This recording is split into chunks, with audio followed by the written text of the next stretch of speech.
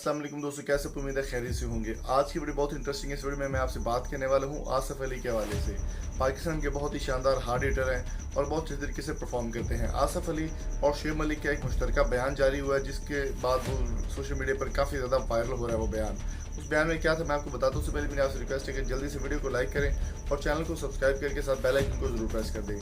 आसिफ अली और शुएब मलिक दोनों ही बहुत ही सुपर डुपर बैट्समैन हैं। और अगर बात करें पाकिस्तान वर्सेस इंडिया की, तो पाकिस्तान वर्सेस इंडिया के मैच के दौरान बाबर आजम और मोहम्मद रिजवान की जानिब से बहुत ही शानदार किस्म की परफॉर्मेंस दी गई और 152 रन का टारगेट बहुत आसानी से चेज कर लिया दोनों ओपनर्स ने।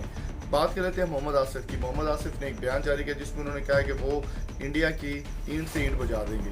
जी बिल्कुल ऐसा ही होगा। इंडिया की नहीं, सॉरी, न्यूजीलैंड की। न्यूजीलैंड के बारे में बयान जारी किया शुएब मलिक और मोहम्मद आसिफ अली ने।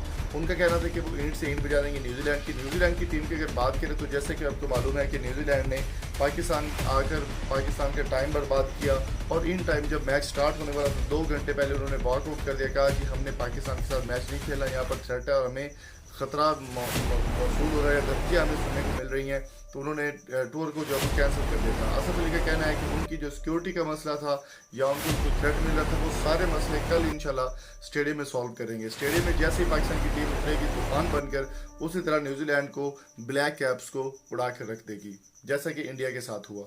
तो दोस्तों, आप क्या चाहते हैं, कल का मैच कौन सी टीम जीते, न्यूजीलैंड या पाकिस्तान? कमेंट करके अपनी कीमती राय से जरूर आगाह कीजिए। शुएब मलिक के फैन है या फिर आप आसिफ अली के फैन है तो इस वीडियो को लाइक करें, शेयर करें और जल्दी से जल्दी हमारी वीडियो को बहुत ज़्यादा लाइक करें। उम्मीद है ये छोटी सी अपडेट आपको पसंद आई होगी। पसंद आई हो तो आप मुझे लाइक करें, शेयर करें। Thank you so much for coming. अल्लाह हाफिज़।